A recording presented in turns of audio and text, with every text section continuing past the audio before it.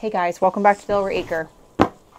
I have a box of goodies here. I thought maybe you guys would want to see them.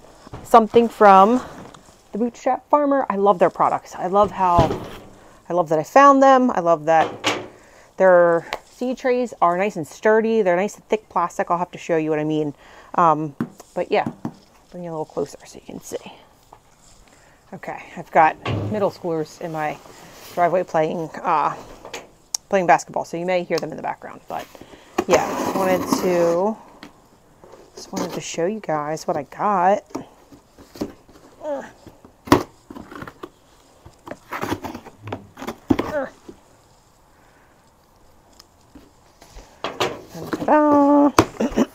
Excuse me. Oh, they're so pretty. So I got these seed trays. Is there a packing slip? No. So I got these seed trays to start seeds in, and they are, I think they're called air pruners. If I can get them apart, my gosh. They're called air pruners because I think it's 72. 1, 2, 3, 4, 5, 6. 1, 2, 3, 4, 5, 6, 7, 8, 9, 10, 11, 12. Yeah. So if you can see these, you can see right through them, right? Like there's no bottom to them. But so these cells, these larger cells, are the ones that when you go to fill your trays, they fill with the dirt, and then a little bit passes through the bottom there, but it passes through these small holes, and then just these larger cells will fill up. And the dirt, believe it or not, does stay in there, even though there's a larger hole there. But if you can see these on the side here, can you see that on the side? See how there's like a little line? So the ones on the very edge don't have it, but see it right in there? See that line there? Those are open sides or slits that are in there in order to, you can see, you might be able to see a little better on this one. See how there's like lines inside there? That's for air pruning. So when the seedling starts and it starts to grow, if the root hits air, which would be coming in through these little lines and the bottom here, once the root hits air, it will stop growing.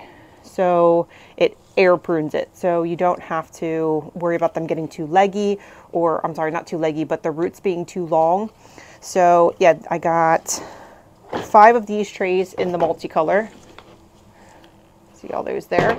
And they fit into Bootstrap Farmer trays that I already have for deep watering. So they fit right in there. You can get a smaller tray to go on there. It only comes up to about here, only about to there. And it's just for catching water. But I already have these, and the website said they would fit in here. So I have these. You may have seen my other trays that I have. So you may have seen these trays that I have that have the, what are these, 2-inch, 4-inch? 4-inch little pots, and they have a tray that they sit in as well inside. Those are, I don't know what that is. Must just be old roots in there. But these pop out, and then there's, you know, your plant can get this big, but the roots will go through the bottom into this bottom tray for watering. So it's kind of 6 in one, half dozen in the other. It does, you know, there's benefits to both types of seed trays here, and this is because I put my germinated seeds in here, and then they're kind of ready to rock and roll. But a lot of times what happens is I'll end up taking these out and I'll leave them in the garden, and they end up out there, or my husband runs over them with the mower, or end up giving them to someone and saying, you know, make sure I get that back, and then I either don't get it back, or, you know, it's no big deal. But then you're consuming, you know, you're buying more and more of these, and it's just a consumerable product. So consumable, you know, you have to keep buying more of it instead of just buying one and done.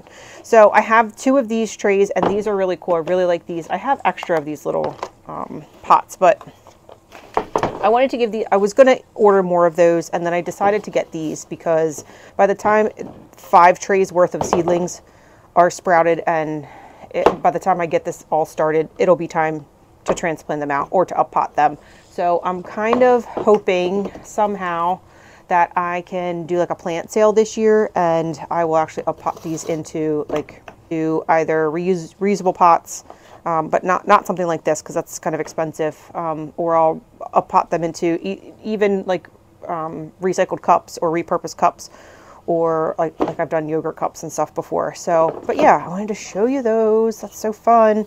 So I asked my daughter if she wanted to do some seeds starting today before she left for school, and she said yes. She said she did want to be in the video. So I'm going to go ahead and get this stuff set up, and then it's almost time to go get her off the bus. So we'll be back in a little bit.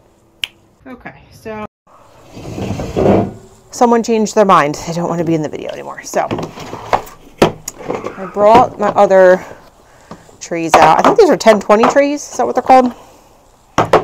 So I brought these out, and they'll all fit in there nicely. I just love these colors. Jess over at Roots and Refuge has the multicolored trays and cells and stuff, and I always thought, oh, it's probably a little too busy for me, but now that I have them, I love them. I love it. So let's pull these apart, and then I have one left over. Sweet. This should be plenty, because I don't have this much garden space. So a lot of these are going to be flowers. To use my cocoa core mix that I mixed up in one of the other videos, I went to use this, and I left it outside, and it had rained the past couple days, so it's a little too wet. So I might put some, like there's a puddle in this thing. Like see that puddle in there? So this might be a little too wet for seeds, but I could always put it in and then just let it drain. Actually, you know what I'm going to do is I'm going to stop right here. All right, I'm going to put it in here and let it drain, and then I'm going to dump it all back in and mix it together with some worm castings, and I have a little bit of potting mix in my shed left over from last year, and I'm just going to see if I can dry this out a little bit. But this is really fun to do, just so you know. This is really fun. I filled these trays by hand like this, and then I ended up watching a video from Bootstrap Farmer on how to fill these trays, because it seemed very tedious to do it this way, and I figured if they're large scale, there's no way that this is the way to do it. So there's actually a technique. You're supposed to use much drier soil and take another tray and tamp it down on top of it, and then add more soil. So I ended up doing that eventually. See, it's way too wet here to be using, so I let it dry out some, and then I ended up putting my flowers in this green tray, and yeah, just waited for them to germinate in my little budget-friendly greenhouse here. Just an update. Flowers are sprouted.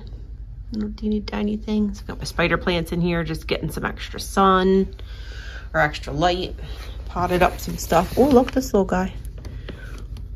Oh, he didn't make it. He didn't make it. That's okay. Uh-oh. Leeks are on fleek. I gave my haircut. Onions are looking okay. I think I might start hardening these off. Might take these outside during the day.